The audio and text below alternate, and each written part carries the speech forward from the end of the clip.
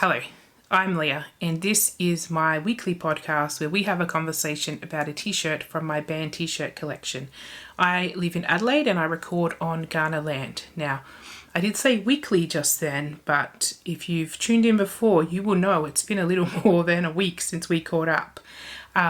When I went on holiday, I thought, oh, what a good idea if I, instead of just taking a random assortment of t-shirts, I take band t-shirts, and that way I can continue to record while I'm on holiday and I have some downtime at night and things will just continue as normal. Well, obviously that was high level delusion and that did not happen. Obviously when you're on holiday you get quite busy, you also get quite tired, and I don't know if you are like me, sometimes when you get back to the hotel at night time you don't want to do anything but just sit there. So that is what I did. I also was trying to make a travel vlog while I was away, so that was also quite time consuming. And yeah, so it's been hectic since I got home. I've had work and whatever. Anyway, the boring stuff that everybody else has got, but it's just been getting back into the routine, I guess. So here we are, back in the routine. Now, I will just say one more thing about the last podcast. I watched it back before I recorded this just to kind of get an idea of where I was at and, you know, the tone that we left off on. And look, I was sick. And when I look back at it, I think, you know what, maybe when you're sick, that's not a great time to record things. But anyway, and also not to edit them. Anyway, it's happened now. It's all a learning curve and that's fine, right? I've got another Tool episode that I'm going to do, and hopefully that one will be, I don't know, slightly more coherent. Also, I thought that I would record today and take advantage of the natural light. Natural light. It's gloomy as hell today. I've had to put the light on because it's still the daytime, but it is dark. This week, we're going to be talking about Macklemore because I saw Macklemore on the 15th of May in Melbourne. Now, we'll talk a little bit about the show, obviously, after that. But first of all, we need to talk about the t-shirt. Because this is called band t-shirts with Leah, so we need to see the t-shirt. And this is the one that I got. Oh, that was, I think I did that too dramatically.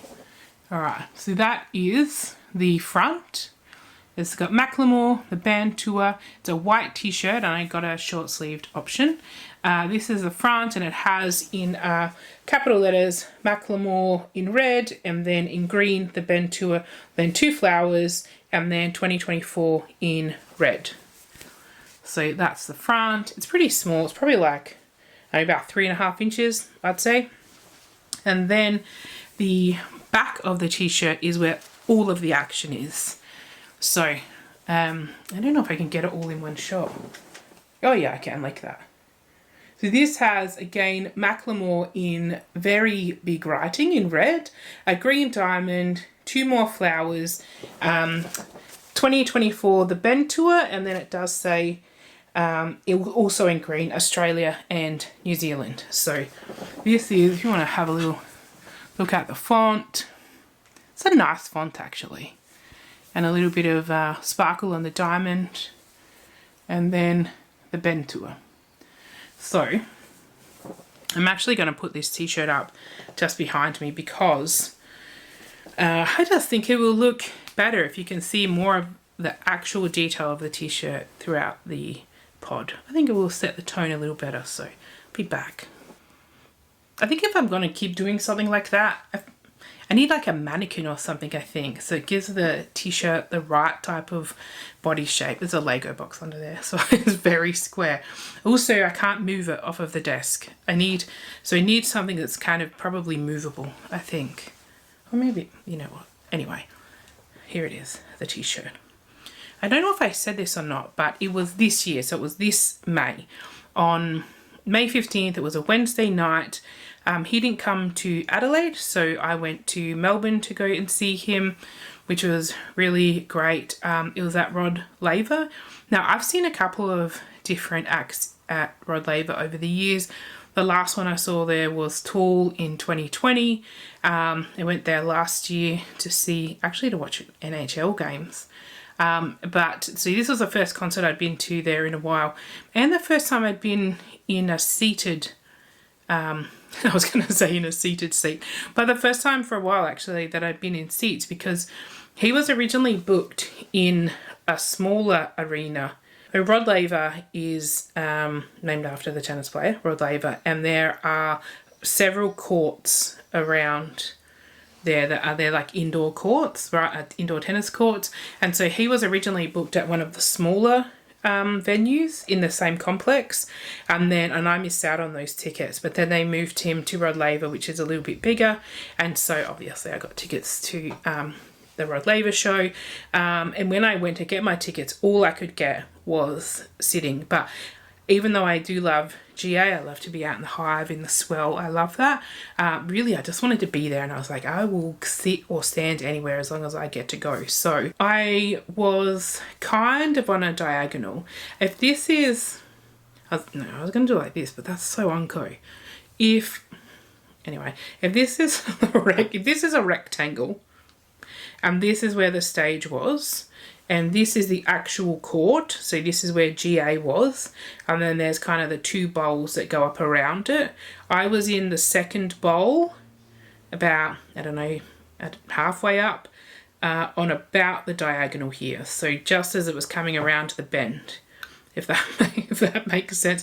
You know what, I'll put in a photo and maybe that will help my description a bit. But I'm not front on, but I'm not fully side on either, so it's a pretty good seat. Honestly, from where I am, Rod Laver's not so big that when you're in the seats you feel too far away, so that was really great. Anyway, this was also actually a pretty cheap ticket. I reckon it was about $120 for this ticket, which I thought was pretty good. I reckon the last few concert tickets I've got, they've been pushing up and beyond 200, so I couldn't believe how cheap it was when I got it, to be fair. And I think the t-shirt was, I'm gonna say 60, but I could be wrong, but I think it was about 60. Anyway, so I get the t-shirt on my way to my seat, then I sit in that location that I just very expertly described to you, and got in about maybe halfway through the support act, which was Bieber, obviously not Biebs, but DJ, and he was doing this great set. It was really so fun.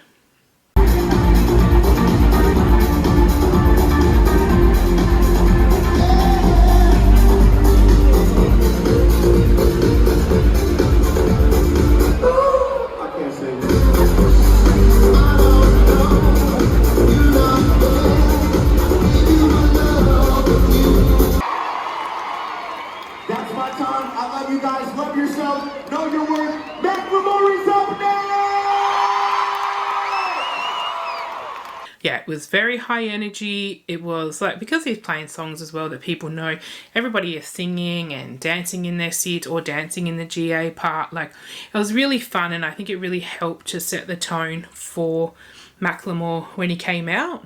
I think he started probably about 8:30 and played till about 10. So his times are approximate. It was about an hour and a half all up. Which was, to be fair, I don't mind when bands start a little bit earlier. You know, like, I'm not always feeling so great if they like start rolling out onto the stage at 10 o'clock. Like, guys, it's a school night. Anyway, the stage was pretty stripped back. It was all black. There was a small kind of catwalk coming out from it, but very small really, and then it had one section of raised platforming that was also black. So on the stage was the DJ here, percussion here, was a drum kit but also other percussion, and then two people on horns, and that was it. That's all that was there. And then there was two dancers that came in. Obviously they made full use of the stage, and then Macklemore as well. So it wasn't elaborately designed. Oh, and there was two small podiums at the front, like at the front of the stage for dancing on as well. So behind that was one very large screen, and then two smaller screens off to the side. So it was a fairly simple stage, but it was really well used because he had two dancers, and because he's really energetic, and also because the band are really energetic. Oh my gosh, I nearly forgot, also two backup singers. So in front of the DJ, there was also 2 other singers. So 1, 2, 3, 4, 5, 6, 7, yeah, about 9. 8 plus Macklemore.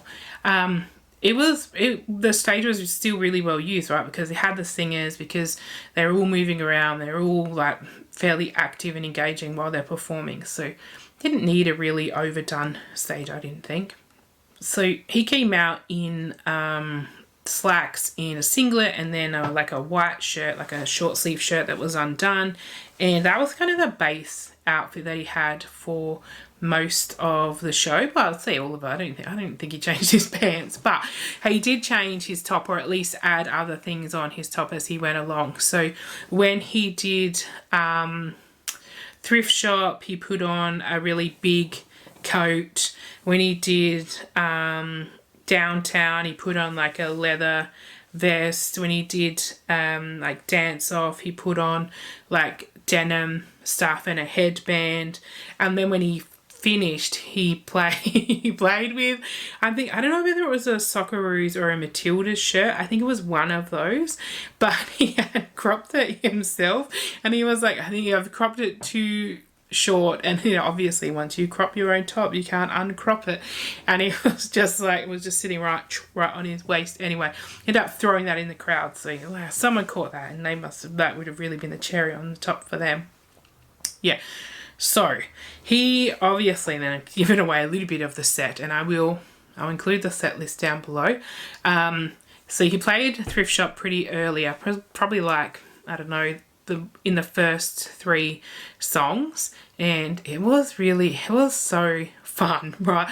I was trying to figure out how old that song is now, because I have no idea, but it's still like, it's so fun, right? When you hear it, it's like, it's great, and it had great crowd interaction too. This was actually, every song had a very high level of crowd participation and crowd sing-along. So when he started, actually, he was, he welcomed everyone to the show, and he was like, that he's Macklemore, but his friends call him Ben. So he was like, so please call me Ben. It's like, oh, this guy is our friend Ben. Anyway, but it was so fun. Anyway, yeah, so Thrift Shop was pretty early on.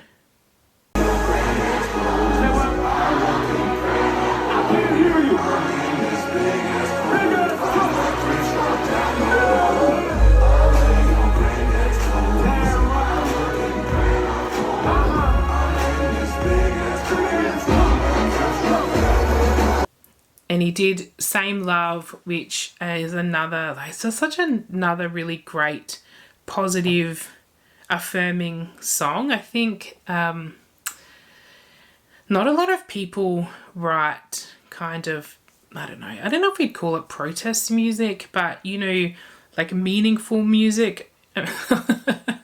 Oh gosh, I'm really digging a hole there, right? But what I mean is, right, songs that are about an issue beyond ourselves, right? And I don't think a lot of artists write that sort of music consistently now. They usually write probably about things that are more applicable to them or their life or whatever. But writing about Same Love, about marriage equality, about acceptance, and I just think it's such a really lovely song, and it obviously has a really lovely message.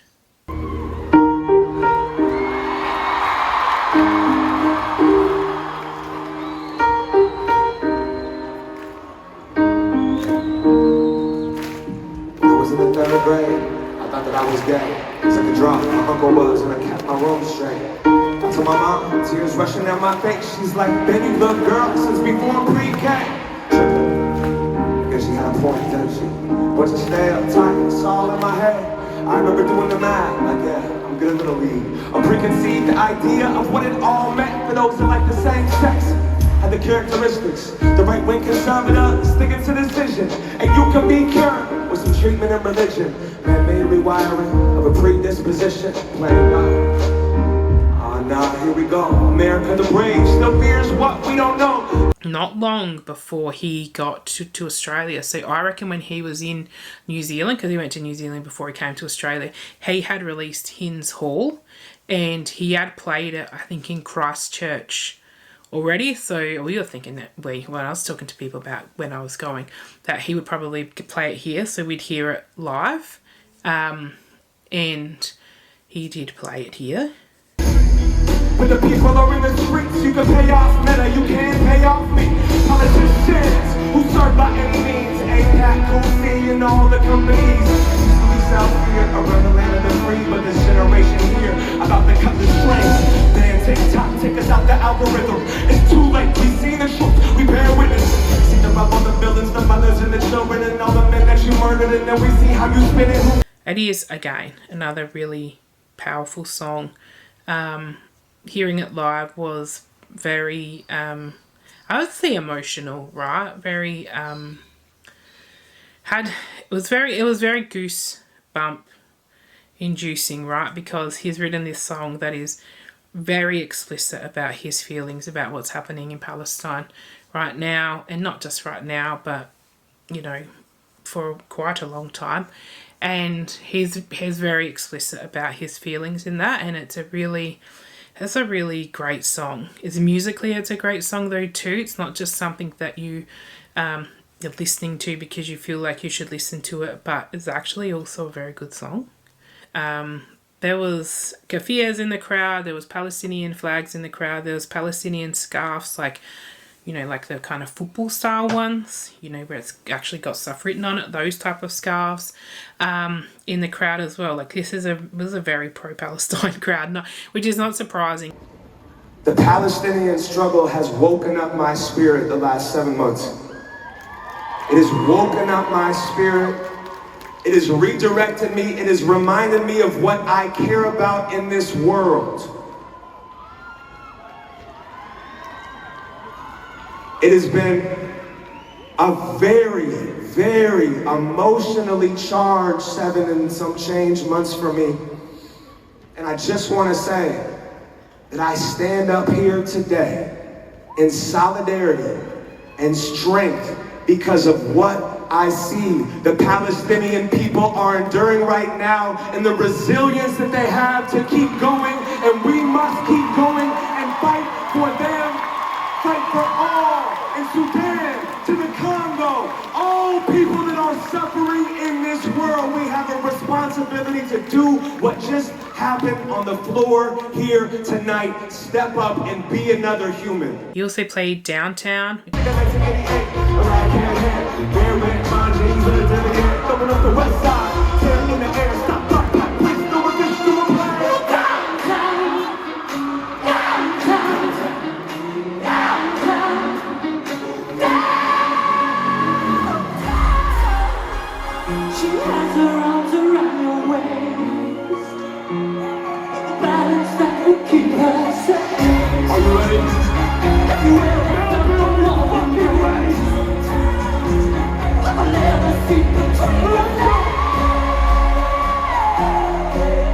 Again was so fun. Like I said, when you put on the different costume, and actually the dancers changed their costumes a few times as well during the show, which was really it was very fun. Like it's just, I can't, like, you were here, I mean, I feel like I'm just going to keep repeating it in the same way, but it was a fun night. I had a very fun time.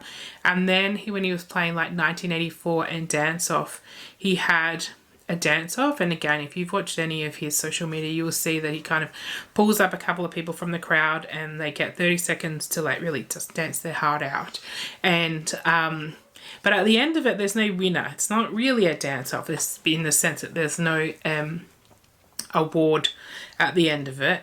You know, it's really, because like as he says, it's really about people being vulnerable in the moment and sharing a part of themselves with this, you know, this room of strangers, and appointing a winner out of that is not really what it's about, right? So it's just it's a celebration of both performers. Oh yeah, man, they were both good. You're going first. 20 seconds on the clock. Cheer them on. 1, 2, 3, go.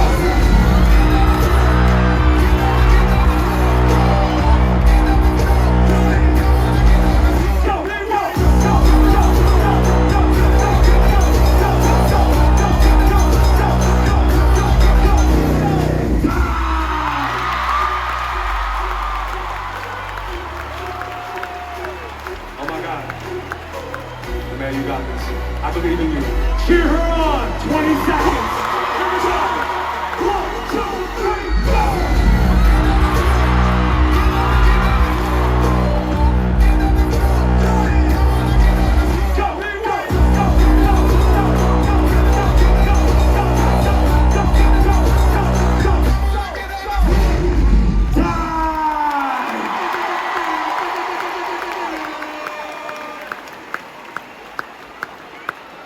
Make some noise! Yeah, and I was like, oh wow, they're right, they're really into this. This is so good. What else did he do? He did These Days and also Glorious. I didn't have any footage from Glorious because that is probably my favourite Macklemore song, and so I just enjoyed it. You know, I was just in the moment, just enjoying the song because I think it's just so great. And then he finished off, and this is when he came out in the cropped top. It didn't really look that cropped, to be honest, but it probably felt more cropped for him. And he did the Good Old Days and then finished with Can't Hold Us. Damn, it was electrifying.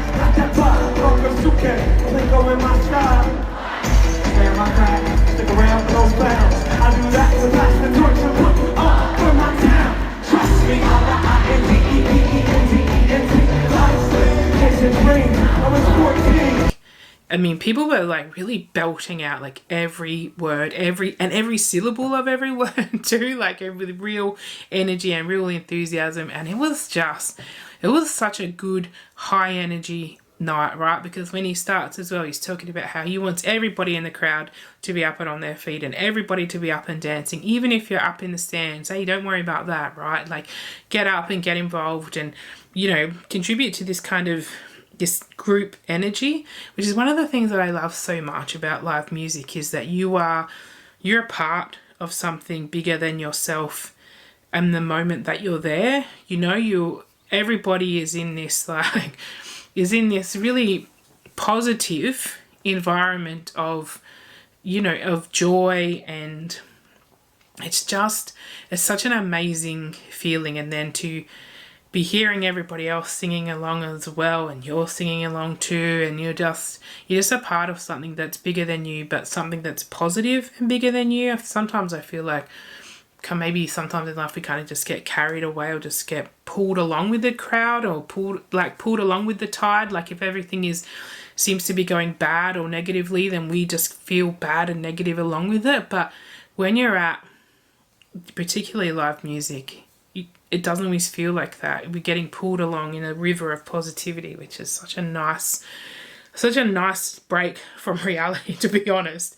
But it's also nice to know that you can have this really amazing experience with, like, you know, between 5 to 20, 30, 50, however big the stadium is, number of thousand people, and just be enjoying it. And it's just so great. Anyway, I mean, obviously I love live music, and I really loved this live music in particular. And so when it finished, it was like, oh, I want to, now we have to go.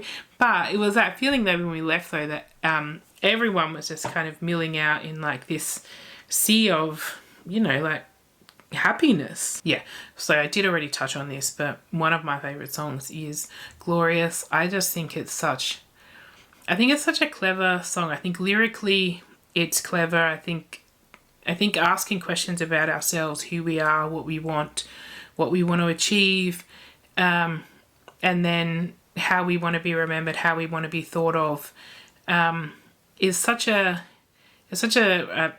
important question to ask ourselves. You know, like what do we want, and what are we contributing, and I don't know. And then on top of that as well, and musically, it is just such a great song. Like it's got light and shade in it. You know, it builds into these great crescendos. Like it's a great song. Obviously, it's one of my favourites. Why would I pick a song that's garbage? It's one of my favourites. Yeah. So there you go. Now this is I know we got a little bit of a formula here, I know, so I should follow the formula that's been established already. So the band I wish I'd seen or I'd like to see, and I'll tell you this, even though this is now a few weeks after I saw this, that after I'd left, I didn't feel like I needed to see someone else, if that makes sense. No, it doesn't. That's not really explaining that very well. I felt content. When I left, it felt really content after this show that I had, I was fulfilled in ways beyond, like, I feel like it's kind of, I don't even know if this is the right description for it, but it was kind of spiritually fulfilling, right? I know, don't, all right, that's just how I felt. So when I was thinking about this, because I've actually been meaning to do this for a few weeks now, I wasn't thinking about someone else I'd like to see or what I wish I'd done or who I want to see, because I was content. I was happy, and I was really satisfied. I mean, in reality, of course, if Macklemore came back tomorrow, I'd 100% go see him again. And I would tell everybody else that they should go see him too. But I wasn't thinking to myself, oh, you know what? And now I should see blah, blah. It wasn't like that. I was very fulfilled after this show. I was emotionally fulfilled. Like, not to put any pressure on any other shows I go to, but you should know. Now, we don't always have a new song on high rotation, because sometimes I don't have a new song on high rotation. And whilst this song is not new at the moment, it's still a relatively new release, only came out in the last few months. And that is Hall by Macklemore. I think it's such a powerful song, and one of the things I like the most about it is that it is explicit in his feelings. There is nothing implied about it. Sometimes when you listen to songs, you're like, oh yeah, I get what they're alluding to, or I get what they're implying, or no, that's none of that in this. This is explicit. This is what he doesn't like. This is why he doesn't like it. This is what he doesn't want to be involved in. This is what he thinks people should be doing instead. Like, it is explicit in its messaging, and I think it's brave to write a song like that, and I think it's necessary in the climate that we're in to write a song like that. I have found in the past 6 months that I have lost connection with some artists that I've always felt really strongly connected to. I'm not talking about artists who never have a political stance or who are kind of lightweight or fluff in their approach. I'm talking about people who have always been politically motivated or politically minded, people who have spoken out about Russia and the Ukraine, again, even in the last 6 months, and I'm not saying they shouldn't. They should. If that's something they're passionate about as well, of course they should. What I have found disconnecting for me has been that they have not said anything about Palestine. And they are, of course, again, everyone was within their rights to say what they want, think what they want, feel how they want. But it's strange to me that you can be left-leaning, very political, have spoken about things very similar to this in the past and in the very recent past, and not say anything now. It's disconnecting. And that has been difficult for me, because I help to manage my emotions, my feelings by listening to music. You know, when I go for a walk every day and I put on music, it's regulating how I feel. And if I'm feeling like I need a lift, and I listen to music that gives me a type of lift. If I feel like I need to work through some things, I listen to music that allows me to do that. And it's such a huge part of my life. And so to have some artists that have been a huge part of my life feel like we're not on the same page has been... I mean, look, you can't be too dramatic about it, right? Because obviously I'm still living a fine life, okay? I'm safe, I'm indoors, I have a home, I'm fine. It's just that I felt less connected to people like that. But in a positive way, I felt more connected to people you know, like Macklemore, like Low-Key, you know, people who are Stormzy, people who are using their platforms to talk about the things that are important to them, and who continue to use their platform to talk about the things that are important to them. I think, you know, I guess that's probably been the other thing that's really kind of been like a bolt as well, has been that, you know, this idea, why do we keep giving people a platform if the only thing they use it for is to sell more of themselves? You know what I mean? It's like, why do they have a platform if they don't have a thought about anything? And in this instance, I'm not just talking about conflict throughout the world. I'm talking about anything. If the only thing they ever talk about is things that directly impact them and only them, it's like, what are we giving them a platform for? Like, just to sell us more stuff? We are over consuming already. We don't need more stuff. Anyway, I've had some feelings that I've been processing. You might be able to tell. The point is, the current song on very high rotation is Hints Hall, and that is because it's a great song. It's a lyrically a great song, and I feel a lot more connected to someone like Macklemore these days. If you get the opportunity to see my friend Ben, he's everyone's friend Ben. If you get the opportunity to see Macklemore, you should 100% take it, because you have a great time. Bieber doing the DJ set beforehand is really good fun, really high energy, good fun. Macklemore's show is great fun, like the dancing, the quality of the band that he's got, like the simplicity of the stage is just, even that still contributes to the show, right? Because it's just, it puts the focus on the individuals on the stage, which is really great. Anyway, so thank you for joining me today on Band T-Shirts with Leah. This is a band T-shirt. This is Leah. And this is goodbye. Bye.